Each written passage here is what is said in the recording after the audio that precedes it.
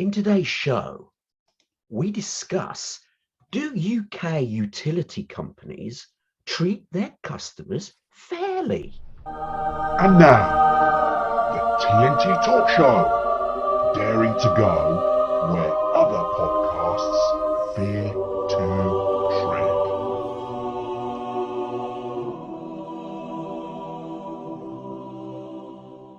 Hello, I'm Tony Fasulo, and I share the stage with my esteemed friend and colleague, Tayo Boya.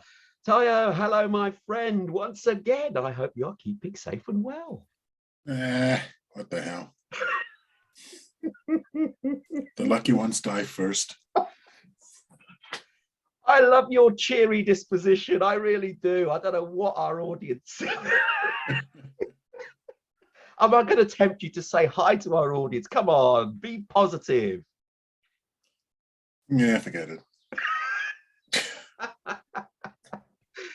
Brilliant. But I will do it. Hello, audience. Welcome to our shenanigans once again. Now, in today's show, we discuss a really interesting subject, in actual fact. Do the UK utility companies treat their customers fairly? And we're very fortunate because with us today, we have a guest. Her name is Heather. Hello, Heather. See? Hello. Oh, hi, yeah, she's here. I'm here. Now, just came running in the back door. Just give a bit of overview who Heather is. She's a specialist on keeping household bills for households generally and SMEs services down. So Heather, just say hi to our audience while you're there. Hello, audience, while I'm here and you're there. Wonderful. Right, Tayo, I'll bring you in first. I mean, why did you come up with this topic? Because you came up with this one, and how did you? Well, get I in touch didn't with actually. Heather did. Ah. So what happened is I do a bit of a spot of networking, and I'm always on the lookout. Being a good TNT talk show man, I'm always on the lookout for interesting folks. And I mentioned it during my networking. I said, I'm interested in people who've got things to say. And if you're got something you want to get off your chest, if there's some kind of strong opinion you hold, get in touch. And fortunately, Heather got in touch and we had a powwow. And she has mentioned that she helps people keep their household bills down, and in that regard, she's helped me in to keep my household bills down. Oh wow! And that will get better as time continues because I'm stuck in some contracts right now. But as those contracts end, I look forward to saving some money. So based on the fact that she was able to do what she said she would do. And she had some beef with the way, as Heather herself will explain, with the way some companies treat their customers. Okay. I got in touch with you and I said, why don't we have Heather on and let's see if we can help our listeners at least shed light on on the situation. Okay. I mean, obviously this is very topical at the moment because we know we're going through a phase of rising gas prices, and not just gas but loads of other prices. Obviously things with Brexit they're using as reasons, but this is really quite flavor of the month in reality. So Heather, you've got a beef about it. Do you want to elaborate for our listeners? Well, I think for some period of time now, a lot of companies have been hiding the true cost of their energy. They've been more interested in getting customer numbers up, customers through the doors, rather than giving them sustainable pricing, which is the fairest and most equitable way of doing things. So we all see the results of what happens when you charge an unsustainable price for something. The clue is in the name. It is unsustainable. So as the prices have risen, they've gone back to market, like little piggy going to market to buy some more pork sausages, and they haven't got enough money to buy more energy for their customers. So hence, the proof's in the pudding, and you've all seen what's happened. And So- there are more to go. So can I interject there? So are you saying then that the energy companies should be charging customers, so what is it, a loss leader price, is it, or something where they're tempting clients to their services based on unrealistic price points, because all they're doing is gaining customers on the promise that then once they've got the customer, they can raise the price later and the customer's less likely to leave? Or what is it? Or should they be charging a higher fee up front? Is that what you're saying? Well, yes, it is like walking into a supermarket and you see all the loss leaders up front, right? It's to tempt you to buy, to start putting stuff in your basket and then go around the shop and get some more. It's the same principle. So you charge a loss leader, you get them through the door, you get them on your books, and then a lot of people, the majority, I would say, of people do not like change. So once they've found a good price, some people do it year on year on year. I used to do that until I got sick fed up of the time it took. So yeah, they don't notice the price rising, or they can't be bothered to go through a change again. You know, a bird in the hand is worth, you know, more than two in the bush, as they say. So get the customer in, get them processed, and hopefully they'll keep them. The other thing is they don't know, either they don't notice the price increasing, or more commonly, and I find this virtually every day in what I do, is that customers don't keep a track on their bills. So, and on every bill, it should say whether you're in deficit or credit. Some customers I've brought over have found themselves in 6, 7 or more £100 debit, which means they cannot change. You can only change when you're £350 or less in debit. And that's only with an agreement with that company to repay them. I see. So you're saying that the customers are paying a flat amount per month, but this is obviously changing in the background depending on the usage, but it doesn't reflect. So it accrues over a period of time. So you might have, you might be in credit with a company, or you might be in debit with a company, and that then means the utility companies have got you, so you can't then move anyway. Is that what you're saying? Yeah, absolutely. And so, you know, that ties them in, then they cannot move. So it's just hidden underneath. I had one customer, well, one prospect, should we say, week before last, who said, oh, well, I won't change to you because I've paid the same amount for 7 years. And I'm immediately thinking, exactly, Theo, this lady is in for a shock. But there's nothing you can do with people like that who are closed, who don't look at the bigger picture. You can't do anything. All I say is, well, look, when your prices do rise, or you realize that you've actually got a lot of money owing, please come back to me and I'll help you. That's all you can do, really. You can't open closed eyes. How can you help though? Because from what you've just said, by the way, I didn't even know about that, so that's news to me. But from what you've just said, if you're more than if that particular customer, I mean, and there's no way for 7 years she's been paying the same flat rate, so she's absolutely not going to be within the £350 price limit. Could she not be overpaying in this instance? I doubt it. 7 years? Yeah, Are you kidding? And she was only paying 65, I think it was 62 for gas and electricity, with 2 kids and a 3-bed. Right. No way. Red flags were going off in my head everywhere. Yes, Theo, what you say is absolutely right. So she cannot change. She's actually stuck with that company.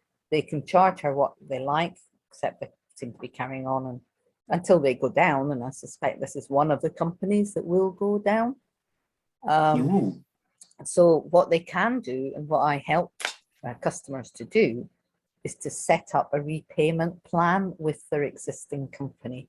They cannot refuse to set up a repayment plan that's within the customer's ability to pay. And what I say to the customer is, well, what you're saving now, I think the most I've saved, oh, actually, yeah, just this week I saved the most ever. It was £2,832 a year saving. So, and believe me, that doesn't happen every day, that kind of figure. That's amazing. But so what I say to them is, what you save with us, you commit to paying off that debt.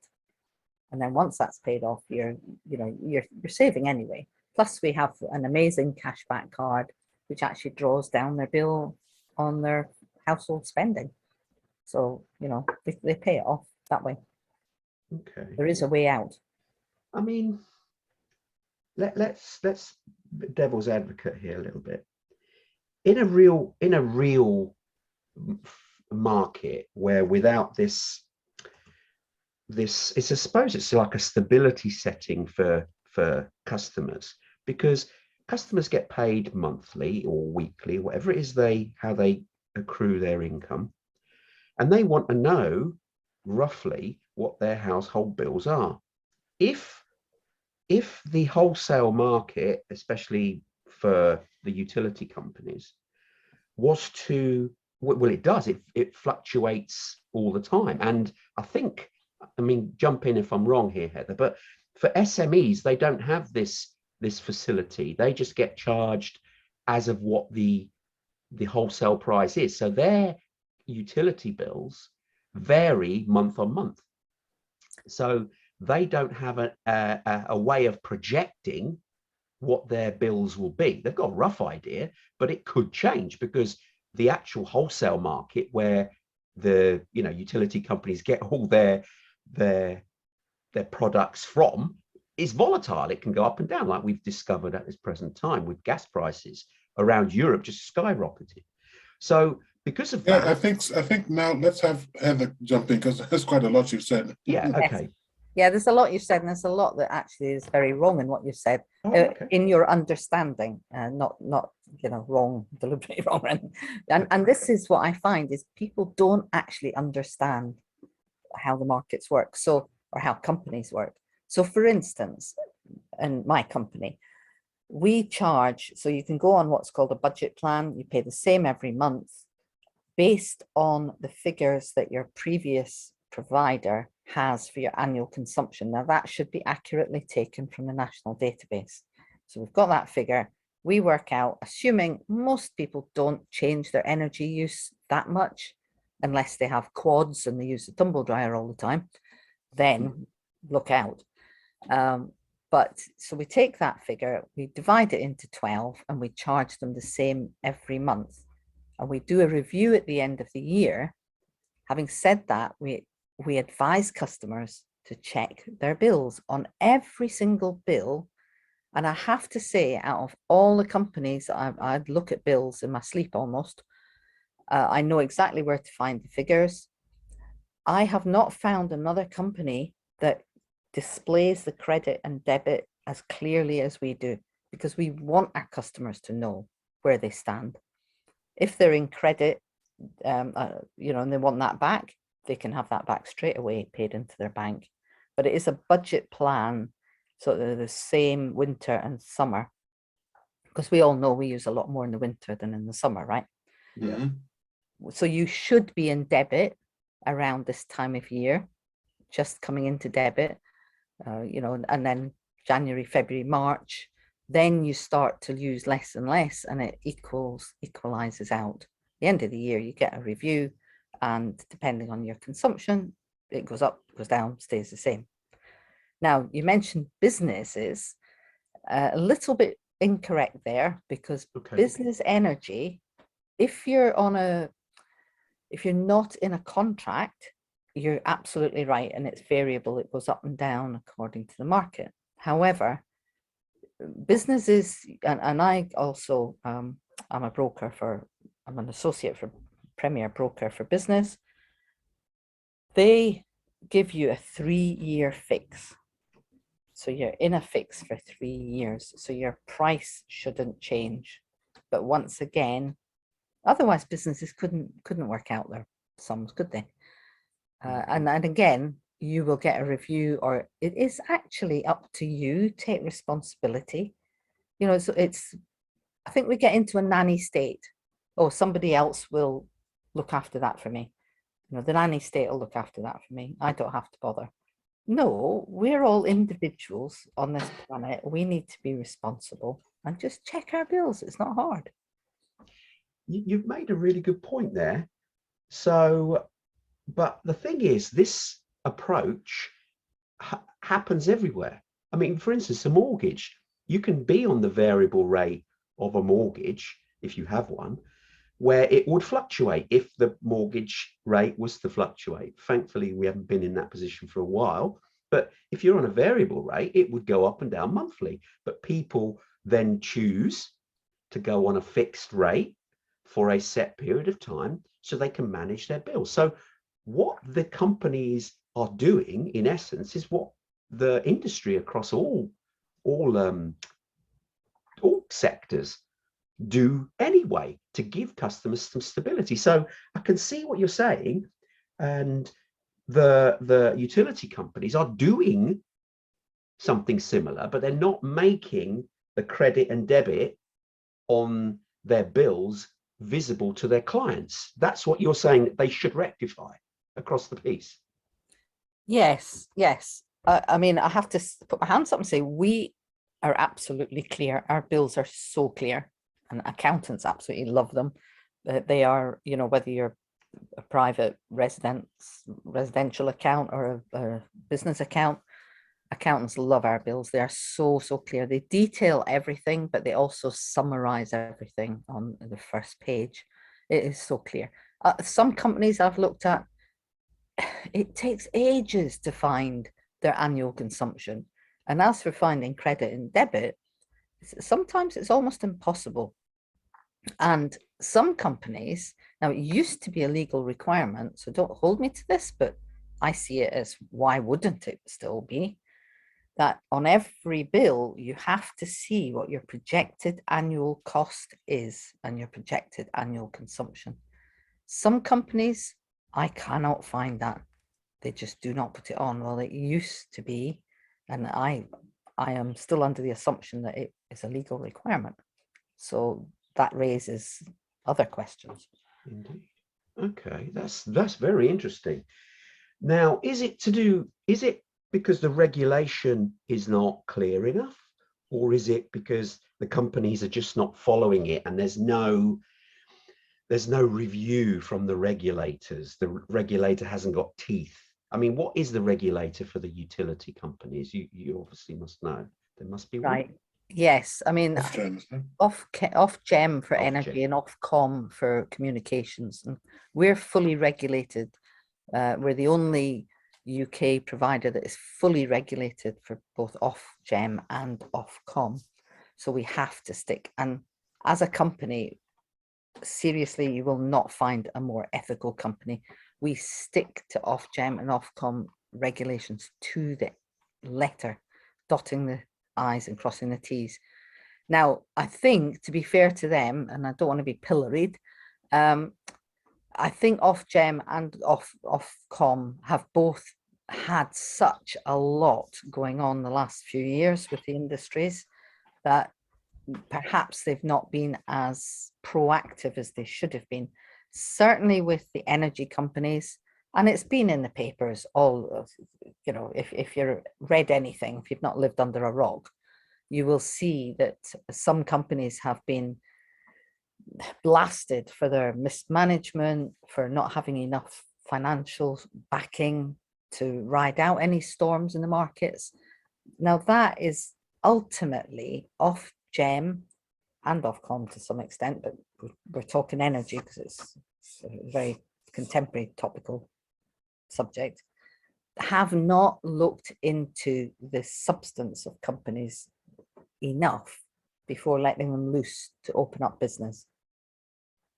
There was a story a while back, how 100% true this is, I don't know, of a young couple, quite a geeky couple, sitting in bed on a Sunday morning, this is a few years back, deciding to set up an energy company. And so they did. sat up in bed with their laptops, set up an energy company, started getting customers in the door. They didn't last terribly long because they didn't have the financial backing. But that should never happen. Nothing like that should be allowed, surely, you know? So, yeah. How could that be? The words out of my mouth. Well, yeah, how the heck could that even be allowed? Because they've got no energy supply. I mean, I know there's intermediary companies because they're sitting on top of the actual where the services lie, where the electric and gas and water, whatever they may be, they lie. So these smaller companies sit on top and offer services on behalf of the big boys who actually produce the energy or source it or whatever that means they do. So the little companies are not, they're energy companies, but they don't provide the energy. They just are a broker almost. Is that what you're referring to here? Were they able to sort of link into some, utility company and use that? I see. Yeah, they have to be a reseller. They haven't got the substance to go and source it from source. Yeah, so they're a reseller. Yeah. That's interesting. So that then means that potentially anyone could set up as a reseller, and the government or Ofgem or whoever aren't regulating these resellers because they're not actually the utility company per se, are they? They're just a reseller of the services. So yeah. And that's how it has been. I don't think that is how it's going to be because of what we've seen. There's in the region of 34 energy companies gone bust in the last, don't hold me to the figure because it changes all the time. Energy companies gone bust. That is insane. In the last what though? In the last, it depends, on the period. 34 energy companies going bust in the last 20 years. No, 34 energy companies going bust in the last 20 months. Well, these are two different propositions. It is. We're talking about since 2021. So, since 2021. Yeah, very recently. Yeah. And that's just like 2 weeks then, isn't it? 20 months. No, sorry, 2020. Okay. We're talking about 20 months-ish, roughly, over the last 20, approximately, say 2 years. Yeah. It's very recent. How many energy companies do we have in the UK? Oh, I don't know. I can't remember the figure. There's quite a few. There's not many left now. So we're talking about, this week alone, was it Together Energy went down. Which was actually I'm pretty sure, it was Together. Was a council-backed energy company. The council were actually reselling the energy, and they had something like an £18 million loan from government, and then they had another, I think, something in the region of £20 million loan, and they've gone bust. And that's a council. Think if that was your council, what effect would that have? Probably is, no, Northampton. What effect would that have on the residents, But let's this is what I'm trying to get my head around. These aren't the energy companies as such. That's a loose term. To me, these should be referred to as brokers, not energy companies, because they're not energy companies. They sell energy services on behalf of the energy companies. Yeah. It's their business that's been set up that layers on top of the actual energy producing companies. So the energy producing companies don't deal with the end customer. So they're busy producing the actual energy, the electric, gas, whatever it may be. They don't have the resources to put in place connection to an end user, which is you and I and our listeners. So they allow third parties to sit on top of them to then manage and deal with the end customer. So obviously they're brokers. They obviously have a route to the energy company where the energy is actually sourced, but they manage the experience to an end customer. So we often refer to them, and the media do as well, as energy companies, but they're not. they're just brokers, and that's the ones who are failing. So their practices, obviously, as Heather's already alluded to, where they're selling at losses to attract the customers to them, their practices have to be managed correctly, rather than the utility companies themselves who produce the energy. It's the brokers that need to be managed far better and stricter, so they don't make promises to end users that they can't actually fulfill. Well, Question mark. they're not actually, technically they're not actually brokers because they have registered as companies. So they'll be on Companies House and things like that. So it's not, say, the council brokering energy. They have formed a company, an energy company. So it gets very complex and complicated, the whole So thing. they're formed. So if that's interesting. Well, isn't that a problem? Isn't that a problem of governance here? This is something that I'm increasingly becoming aware of. In fact, I was talking to Tony about it just before we began. That I'm getting to the point where I'm becoming extremely intolerant of lies. Yeah. And I think that lying is just pervasive in our society, and we are actually running ourselves into the ground here. If you act as a broker but you registered as a company, there's an issue, because actually, as Tony has said, you are a broker. So it doesn't matter how you register, it's what are you actually doing? Well, as a broker, you would be brokering across different services, different companies supplying energy, and they're not doing that. I think this is where, again, Ofgem are definitely pulling their socks up. They've said they're going to assess companies a lot more strictly when they're coming into the market, which they should have been doing, but they're going to be doing it now.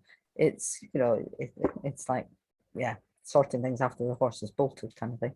But yes, so that there is going to be more regulation, which of course everybody, joyful, more regulation. But I have to say, there's not just been one council that's done this. It's been 2 or 3 that have actually formed companies. But they're no different to anybody else forming a company and selling energy unsustainably. But how can you sell what if you don't? Sorry, Heather. If you're selling what you don't own, then you're a middle person, aren't you? I mean, nobody's saying you should be Gazprom, which is the Russian state-owned gas monopoly. I'm not saying you have to be Gazprom, but surely we should be dealing with people who get gas out of the ground. It doesn't quite work that way, Theo. There's only it doesn't work that way. You don't work directly with the actual infrastructure that pulls the stuff out. That's different business. It bothers me a lot because I'm thinking about the cocoa, which I know it's not to do with utilities, but cocoa in Nigeria used to be quite big. Cocoa in Ghana is still big. And it was only in 2021 that the Ghanaian president told the Swiss, I believe, gave them the bad news. The Ghana will no longer be selling cocoa to the Swiss. He said to them, if you can't come to Ghana and open up a chocolate factory here, we will make our own chocolates in Southern. We will add value. But that argument that was swirled for a while on the internet, some people were pro and some people were con, for and against it. And they were talking about adding value to the cocoa. But for gas, you don't add value. We're using the thing that comes out of the ground. Well, I don't think there's is there a cleaning process or something that these companies do? It's just Gazprom sends the gas through one of the pipelines, and then we get it, and then we redistribute that to houses. So where's the added value in that? Why am I paying this company, or sorry, your company, or any company, right, instead of paying Yeah, I understand what you're saying. The added value is the fact that, and it is an added, or should be an added value, certainly is in my company, is that the customer facing, so the customer service.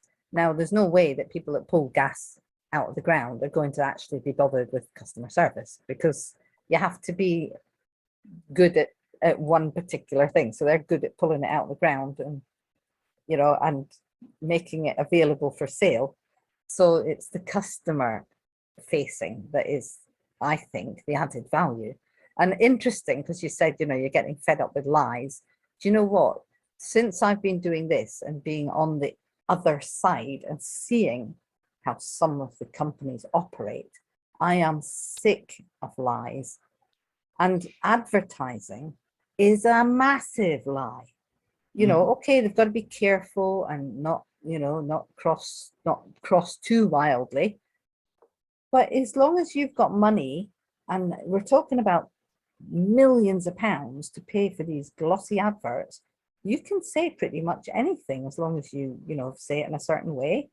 Doesn't mean to say that that's the case. And as I'm sure we all know when we, you know, look at some advertising.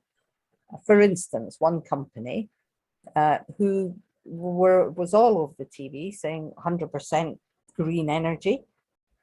And again, it's in the papers. I knew long before it became public knowledge, they were only dealing with 5% green. So, you know, lies and advertising are hand in hand, which again, one of the things our company will do not advertise, because it's a waste of customer money and it doesn't actually say anything. Your reputation is what's important. So That's free. You just have to keep it. Keep your character. but isn't there regulate? I can't remember what it's called. Aren't there rules? Isn't there a law in place that you can't tell an outright lie in an advert? So I'm pretty sure there's some kind of law. Yeah, there is, and you actually said the very thing. As long as you can't outright say something that's wrong, so you don't say it outright, but you kind of mask it. You give innuendo. You know, suggestive. Yeah. Let me But give you an surely- example, if I may. It's like saying what you touched on, Heather, about the green energy. Yeah. One of these companies can say, we have green energy. Look at our facilities. We produce it. We make sure it's green. It's perfect. You, the customer, can feel comfortable that we have green energy. Now, that could be a little advert in itself. And the perception straight away is, oh, they're a green company. But they haven't specified how much of their energy is actually green. As you've alluded to, Heather, it could be just 5%. But they've touched and focused on the green energy, the perception they put across to our customers through advertising, oh, they're a green company. But because they haven't stipulated in a percentage how much is green, they can get away with it. It's advertising. So you're spot on, Heather, in what you're saying. I thought Heather, I'm going to ask her this question. I thought you said this company, whoever they are or were or whatever, I thought you said they were implying that they were 100% green. Where did the 100% come from? Exactly. Yes, they were. And I've spoken to people who have said, oh, I moved to this company because they were 100% green, and then found sadly that they were, you know, goodness gracious, let down. So how they got around, I don't know. I'm not, you know, I'm not in that field. How they got away with it, in the end, they didn't get away with it because they went bust, and they went bust to the extent that no other company wanted to buy their customers because they owed so much. Buy their customers. Yeah, because when a company goes bust, their customer base gets bought by another company who wants to buy them. So they buy the whole customer base, but they buy the problems as well. Who are they paying? If the company has gone bust, who are you paying? Well, they pay the debt, don't they? The auditors of the company. I see, they pay the creditors. Yeah. Yes. So anyway, no company wanted this company's customers because they owed so much money to the green the green pot. Every company has to put into the green pot every year, and this company didn't. So they owed so much money. No other company wanted them. They What? had So so sorry. many. They had the most customers almost outside of the big six. So what Okay. happened? The So government. the green pot, Uh-huh. the green pot. What is that? Who pays? Who's supposed to pay into that, and why? Every company, so every customer, part of your bill, part of your cost is a very small percentage that goes to the green pot, which is research and development and, you know, looking after the infrastructure for green energy. So this green energy has to be rolled out, has to be pulled in. We have to look after our environment. There's a cost to that. So everybody pays. So the customer pays, the company pay the industry. And this particular company owed more and more year on year on year. In the end, nobody wanted them because there's too much debt attached to them. So the government have taken their customers and held them until those customers find another provider. And that's at great cost to the country. That's at great cost to every ratepayer, taxpayer in the country. I tell you what, this is really confusing. Let's say there's a gentleman, Joe Blogs. Joe Blogs was a customer of this company that's gone bust now.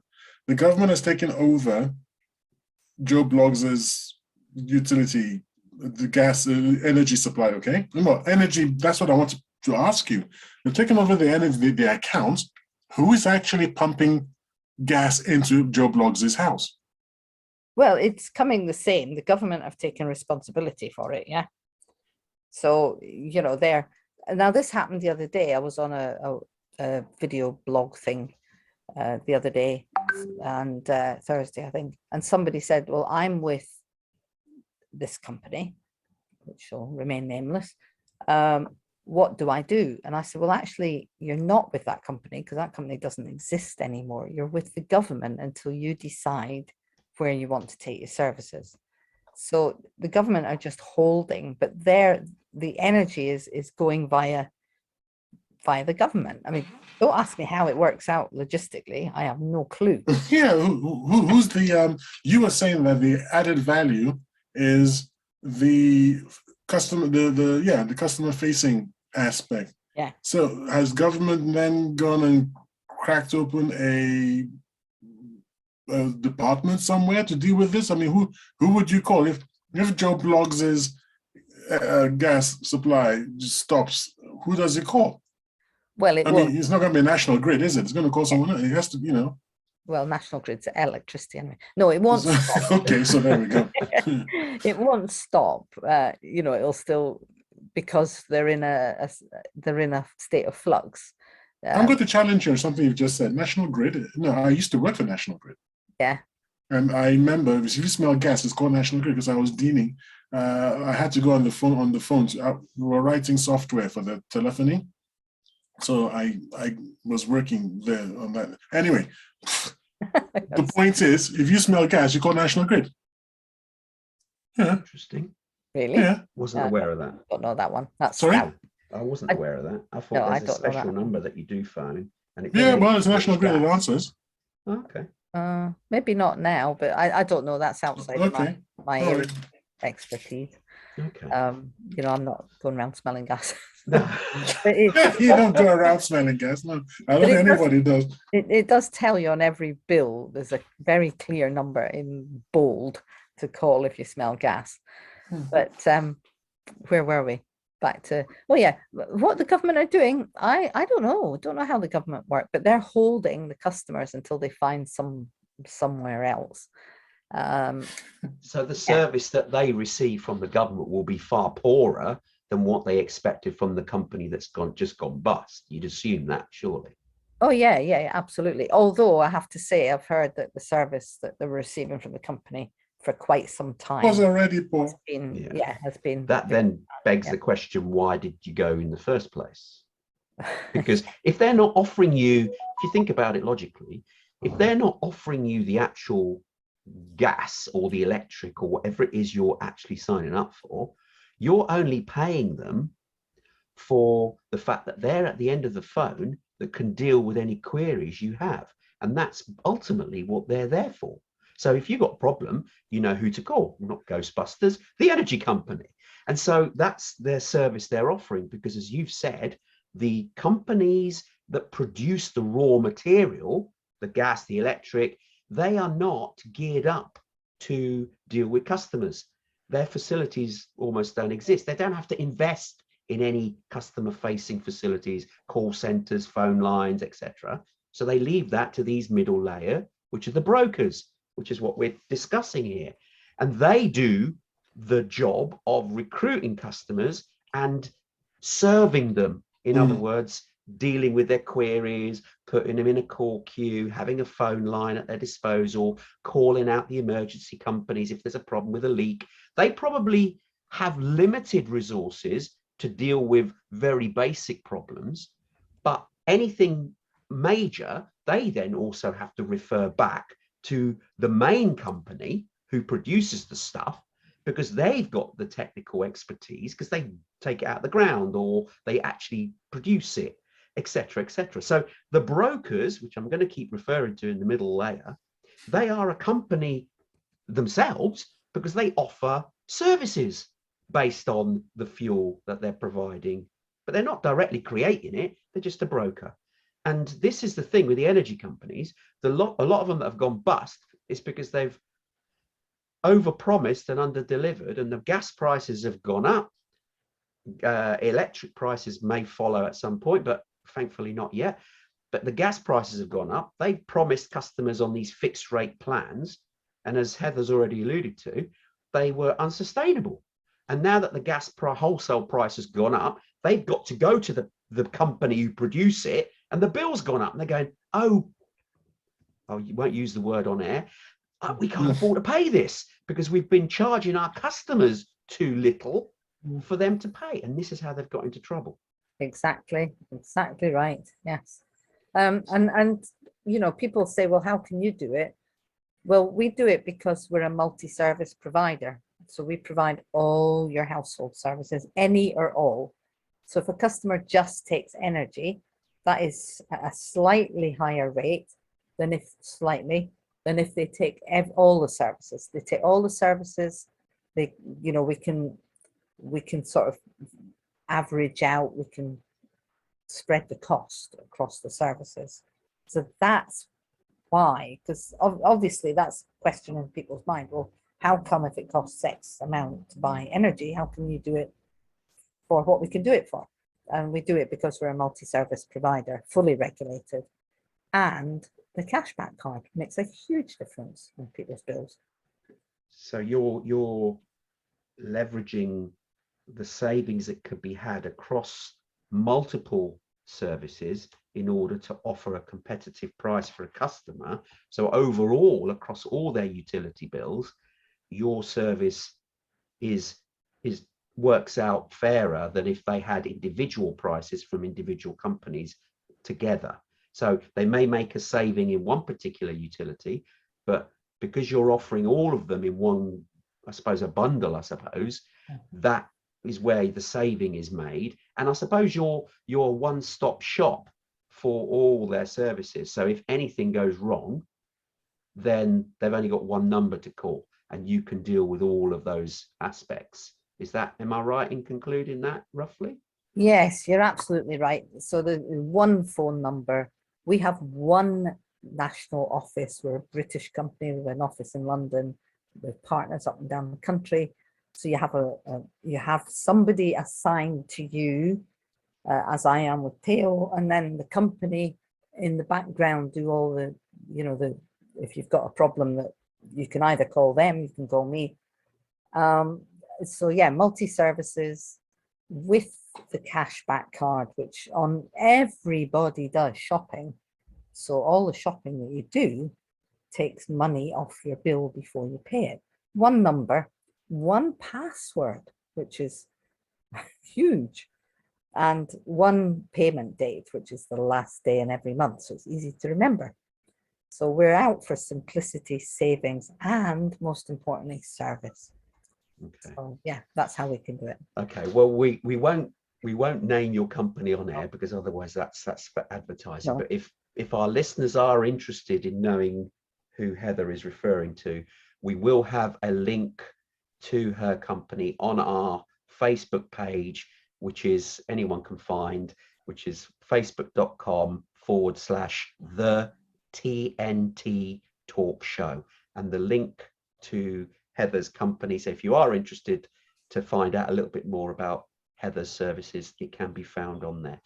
So thank you, Heather, for that update. See, that does make sense because you're leveraging all those different businesses and services, sorry, into one. So you're offering value in that respect. So that's something that our listeners may certainly look you up in terms of what you can offer, and maybe you can possibly help them. Wonderful. Okay, so going back to, I would like to, all this light and friendship and compassion and all this is pretty sickening for Sunday morning. So let's get back to let's get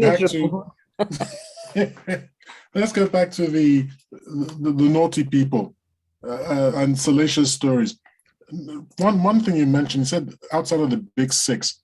So I am really only know about British Gas.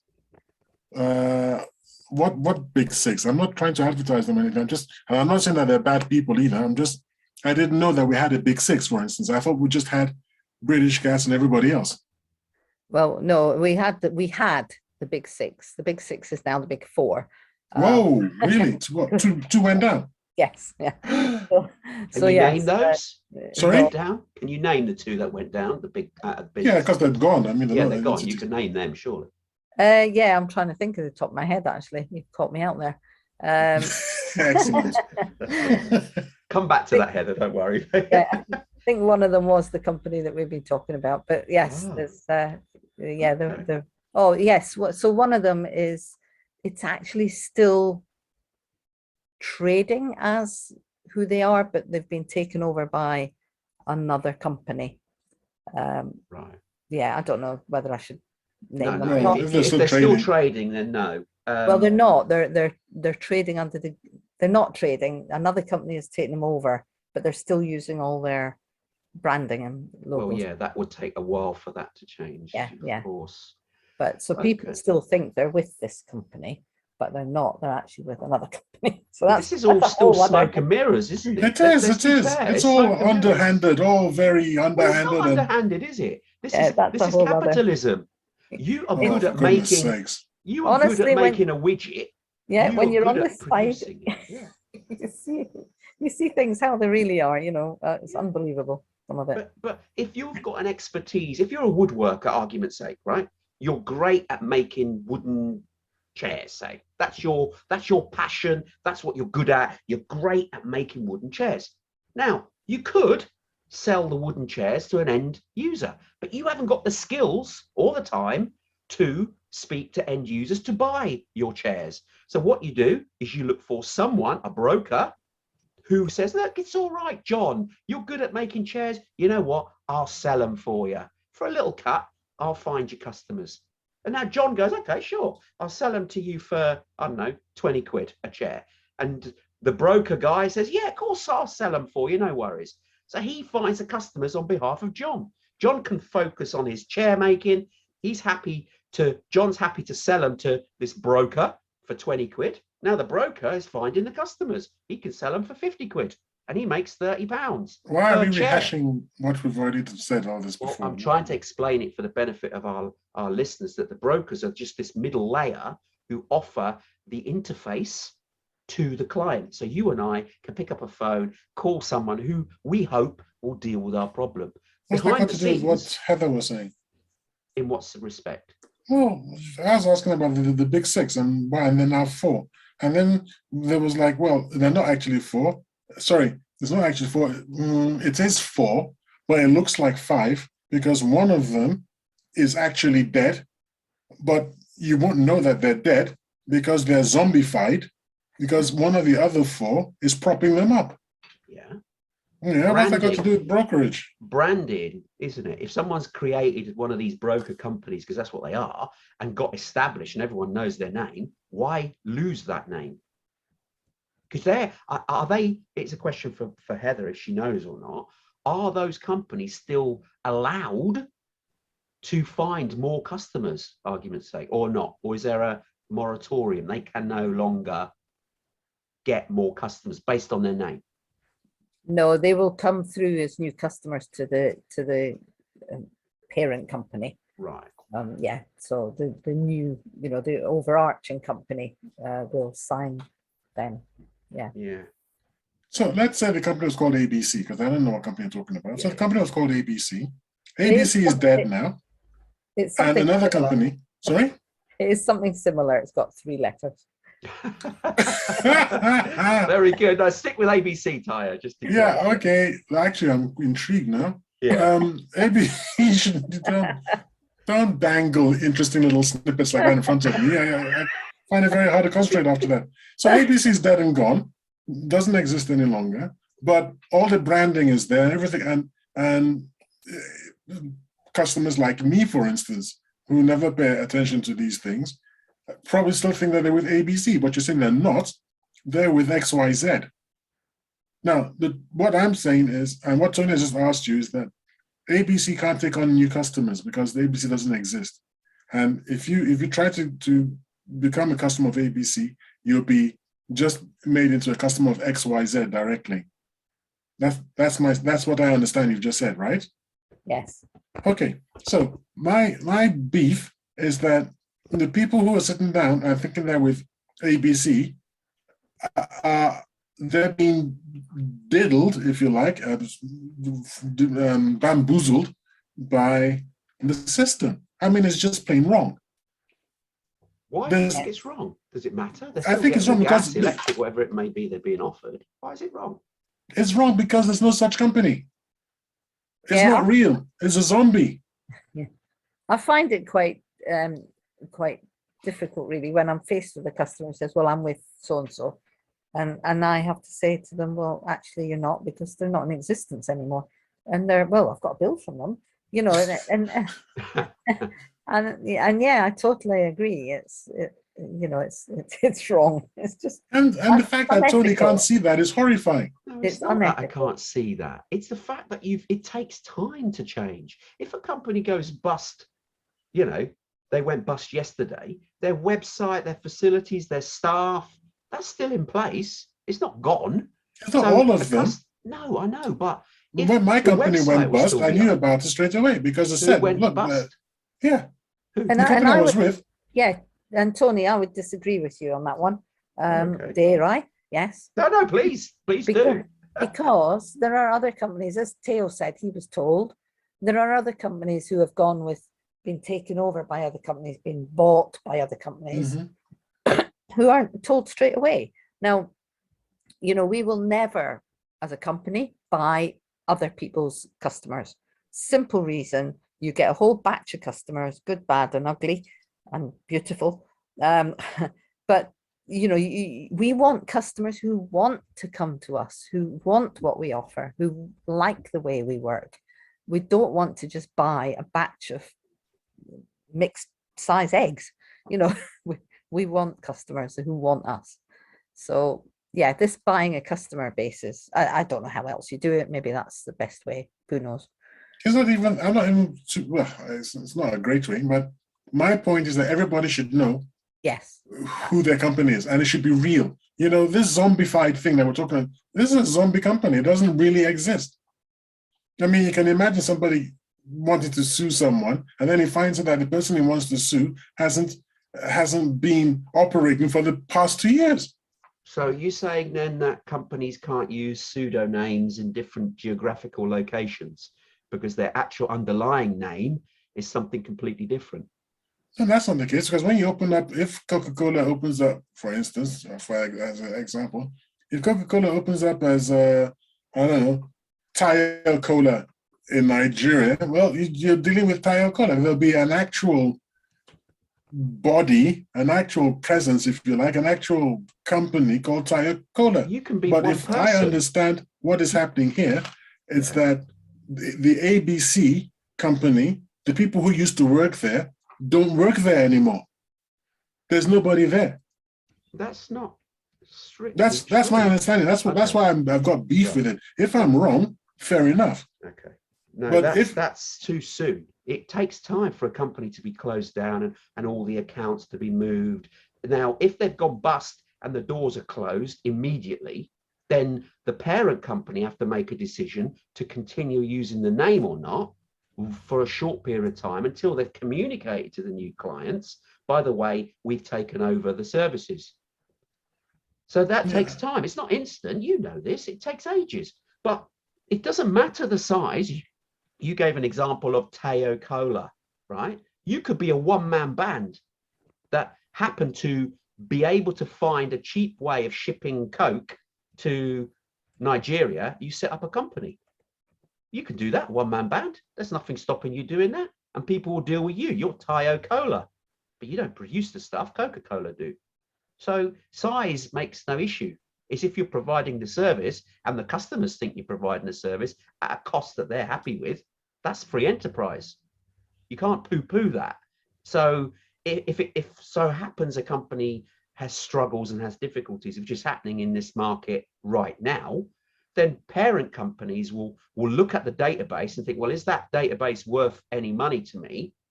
And they'll buy it, wholesale and go, okay, it's worth X millions because that's how much those customers are currently paying.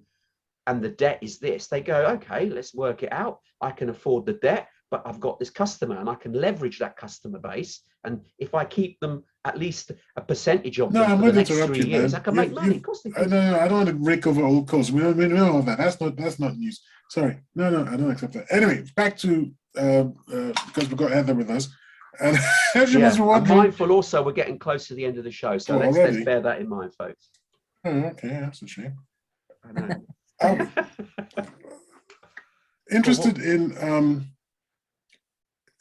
we've been speaking about energy, but you when we were speaking privately, you and I, Heather, you said this sort of thing, shenanigans and so on, happens across a lot of the utilities. And I've often wondered about the communication business, because that seems to be another sort of ball of whatever the expression is, ball of string, and you start pulling and all sorts of things start unraveling and you end up asking yourself serious questions. People piggybacking on other people's lives.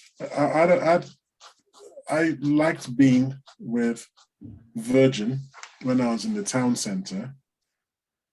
I don't know why, but I did.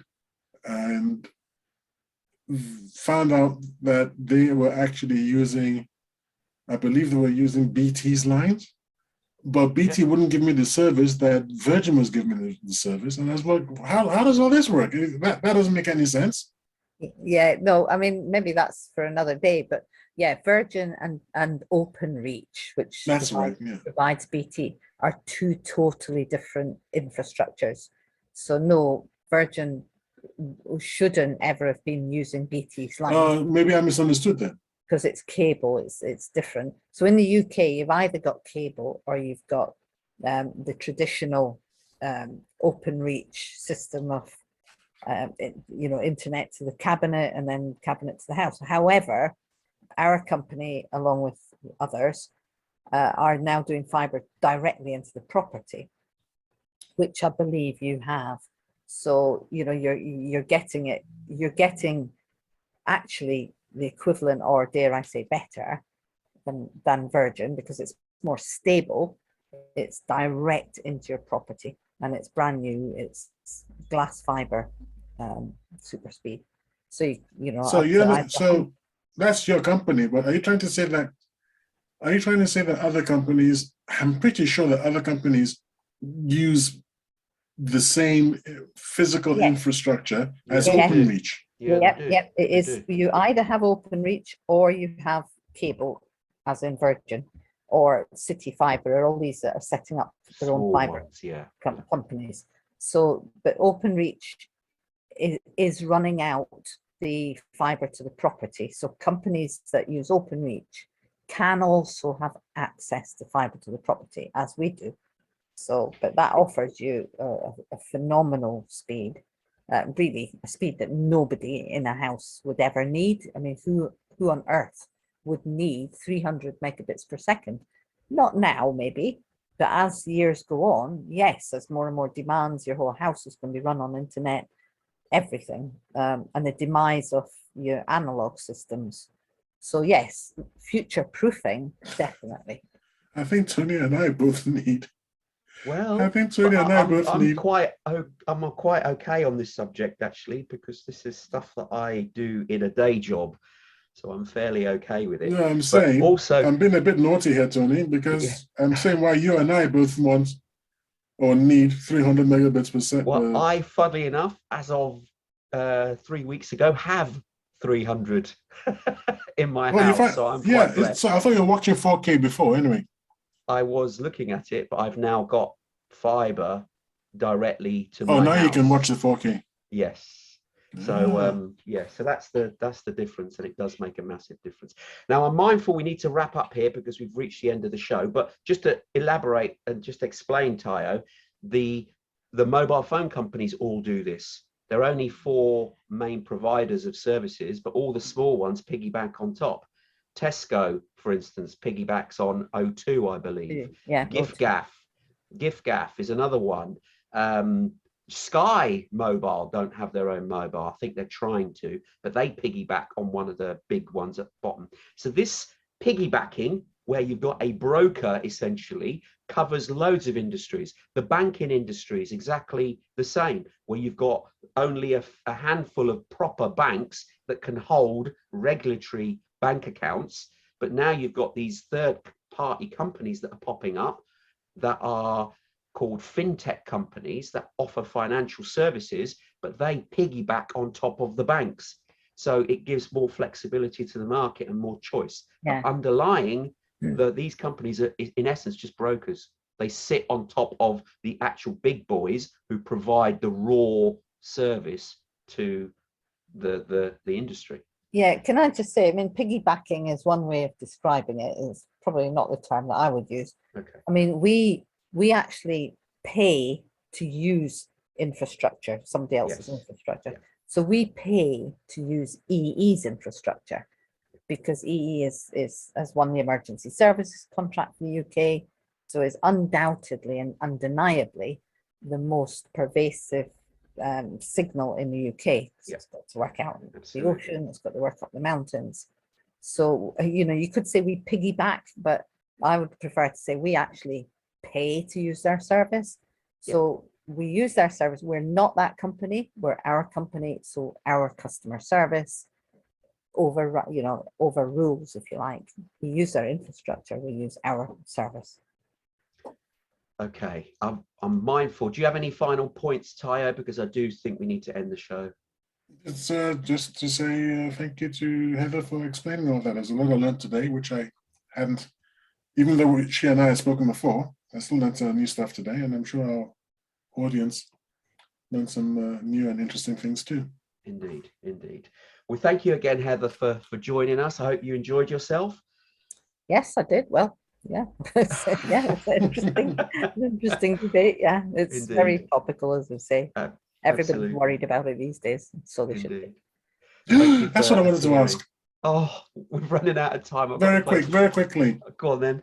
This increase in gas that's coming along.